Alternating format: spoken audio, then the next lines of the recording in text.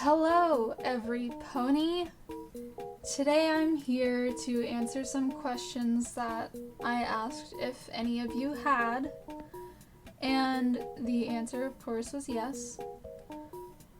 So, I'll begin. Question number 1. How do you draw hair? When drawing hair, there are several things you must keep in mind. Things such as gravity, how heavy the hair is, and that's going to determine how it falls. And you must keep into account the length of the hair. You must keep into account the texture of the hair. Curly hair that is layered, you will show tufts of it above where it ends. Straight hair, maybe, that is completely one length, you will not have many stray ends showing up above the end of it. So those would be my main pointers to keep in mind when drawing hair. How do you lay down flats? If you watched my video on what I know about Sai and how I use it, I use the selection tool to select the areas I need in the drawing, and I use either the fill bucket tool or I make my pencil tool massive and I color in the area that is selected, and I continue that for all of the colors used in the piece. How do you shade? I generally use colors that are cooler than the one I'm shading, as in I use colors closer to purples and blues. That is in most cases. Other than that, I make it darker. I make sure to desaturate it just a little, unless I'm coloring something very bright. Then I will keep the saturation, and I will just go deeper into the color. How do you shade clothes? The same thing would apply to clothes, but when you're shading clothes, you have to keep in mind the wrinkles in the clothes, the fabric you're coloring, or shading in this case. You need to keep in mind your light source. That applies to shading in general, as well as shading clothes. You need light coming from certain areas in your piece in order to know where to shade. If light is coming from above, such as someone is outside and the sun is shining, you would want to shade near the bottom of the piece, or whatever is covered by something else in terms of the sun's path. If I have my hand over my face outside with the shining sun looking down on me, you will see a hand-shaped shadow on my face because it's covering my face from the sun. That's why you shade under the nose, because your nose points out and it blocks the light from reaching under it. So you really have to keep in mind the specifics of the things you are shading at that moment and where the light source is coming from. How do you make good-looking cuts in blood? Occasionally, when you're coloring blood and cuts, you might want to use several layers for it, because some layers may be slightly translucent or nearing transparent. You're going to want to use a lot of darker reds, and occasionally, because of how blood is when it dries, you'll want to use darker purples, maybe even black in some cases, if there's enough and it's dried. You want to take into account, again, gravity when you're drawing dripping blood. It's going to go multiple directions. If you're moving your limb and it's bleeding, you may have your arm out and the blood will be going downwards towards your elbow. And if you adjust your arm in another position, you will notice the blood makes a curve. So you keep into account the events that happened when you're drawing this blood and which way it's going.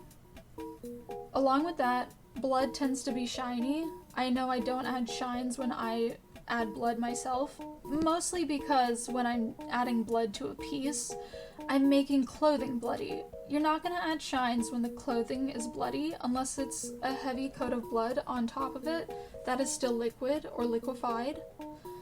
In clothing, once it's absorbed, it won't be so shiny. It'll just be dark, and when it comes to that, you want to set your layer mode to multiply or shade.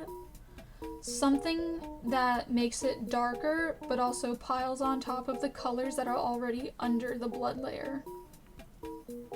I think that's the best I can explain it without going into a video about me drawing it and showing you. How do you draw eyes? I generally make an S curve most times, a sideways S curve, almost as if for some people you're doing your winged eyeliner.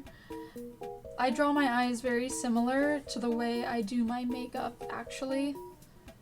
So I follow the shape of the eye and then add a tail to the end of it in order to mimic the appearance of winged eyeliner. How do you come up with hairstyle ideas? I get hairstyle ideas from a lot of things. I browse Pinterest, I browse Instagram, I follow people who advertise wigs and generally their appearance on Instagram, and with that, you come into a lot of hairstyles. So with that, I like to screenshot them or save the images and place them into a hairstyles folder on my computer. So I have like a folder for hairstyles that's full of 300 or more files, and it's all for different styles of hair, colors of hair, things like that. You should really save what you come across that inspires you. How do you come up with OC ideas? The same would basically apply to this, only I'm not getting it from photos of people and such. I will occasionally get ideas from photos.